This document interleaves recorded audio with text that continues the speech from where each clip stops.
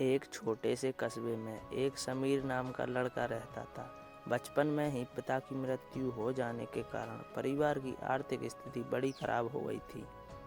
समीर की माँ कुछ पढ़ी लिखी जरूर थी, लेकिन उतनी पढ़ाई से नौकरी कहाँ मिलने वाली थी। सो घर घर बर्तन मांजकर और सिलाई बुनाई का काम करके किसी तरह अपने बच्चे को पढ़ा लिखा रही थी। समीर स्वभाव से थोड़ा शर्मीला था और अक्सर चुपचाप बैठा रहता था। एक दिन जब वो स्कूल से लौटा तो उसके हाथ में एक लिफाफा था। उसने माँ को लिफाफा पकड़ाते हुए कहा, माँ, मास्टर साहब ने तुम्हारे लिए ये चिट्ठी भेजी है, जरा देखो तो इसमें क्या लिखा है। माँ ने मन ही मन चिट्ठी पढ़ी और मुस्कुराकर बोली, बेटा, इसमें लिखा है कि आपका बेटा काफ़ी होशियार है।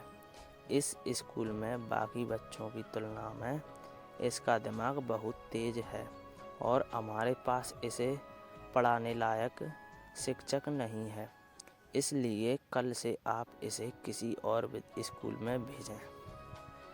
यह बात सुनकर समीर को स्कूल ना जाने का दुख तो हुआ, पर साथ ही उसका मन आत्मविश्वास से भर गया था कि वो कुछ खास है और उसकी बुद्धि तीव्र है। माँ ने उसका दाखिला एक अन्य स्कूल में करा दिया। समय बीतने लगा। समीर ने खूब मेहनत से पढ़ाई की और आगे चलकर उसने सिविल सर्विसेज परीक्षा भी पास की और IAS ऑफिसर बन गया।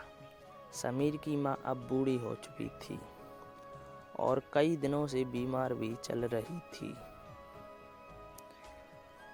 और एक दिन अचानक उनकी मृत्यु हो गई। समीर के लिए यह बहुत बड़ा आघात था। वह बिलख बिलख कर रोने लगा और उसे समझ नहीं आ रहा था कि अब वो अपनी माँ के बिना कैसे जिएगा। रोते रोते ही उसने माँ की पुरानी अलमारी खोली और हाथ में उनकी माला, चश्मा और अन्य वस्तुएं लेकर चूमने लगा।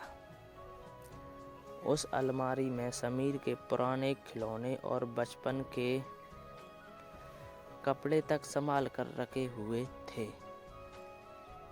समीर एक एक कर सारी चीजें निकालने लगा।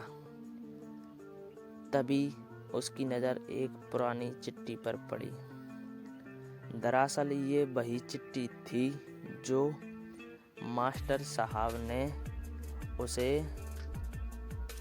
18 साल पहले दी थी।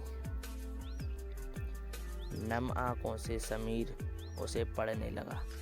आदरणीय अभिभावक, आपको बताते हुए हमें अफसोस हो रहा है कि आपका बेटा समीर पढ़ाई में बेहद कमज़ोर है और खेलकूद में भी भाग नहीं लेता है। जान पड़ता है कि उम्र के हिसाब से समीर की बुद्धि विकसित नहीं हो पाई है, अतः हम इसे अपने विद्यालय में पढ़ाने में असमर्थ हैं। आपसे निवेदन है कि समीर का दाखिला किसी मंदबुद्धि विद्यालय में कराएं अथवा खुद घर पर रख कर इसे पढ़ाएं।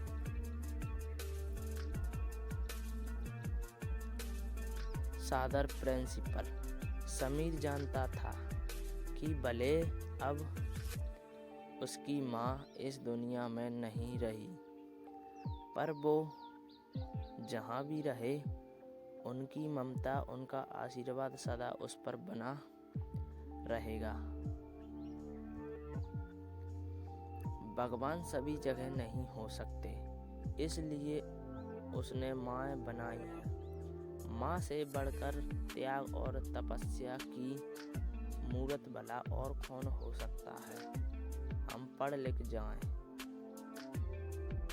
और बड़े होकर कुछ बन जाएं। इसके लिए वो चुपचाप ना जाने कितनी कुर्बानियाँ देती हैं।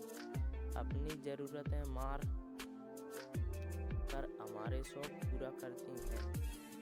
यहाँ तक कि संतान बुरा व्यवहार करे तो भी माँ उसका भला ही सोचती है।